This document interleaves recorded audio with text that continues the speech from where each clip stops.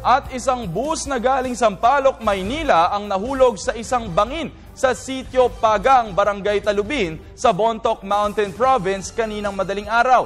Ayon sa report, nasa 4 na po ang pasahero ng bus nang maganap ang insidente. Base sa pinakahuling report, mahigit 9 na tao na ang naitalang nasawi sa nasabing insidente. Ang buong ulat iatid sa atin ng aming kasamang si Jonathan Lianes ng PTV Baguio. Jonathan, magandang hapon sa iyo. Yes, JC, ganap na alas 7:20 kaninang umaga na maganap ang pagkakahulog ng Florida bus na may plakang Tango X-ray Tango 872 na nagmula nga dyan sa Sampaloc patungo sa Bontoc Mountain Province.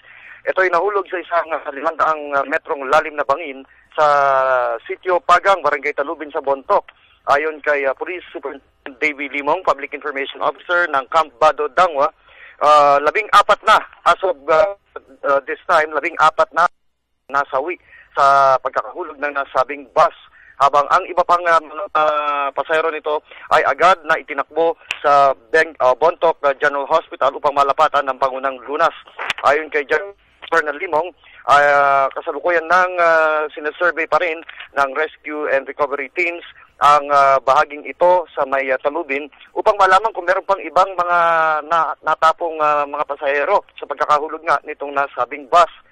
Patuloy pa rin ang seguridad na pinaiiral doon at yung agarang pamamahagi ng tulong sa mga naging biktima ng nasabing bus. JC? Maraming salamat sa iyo, Jonathan Lianes.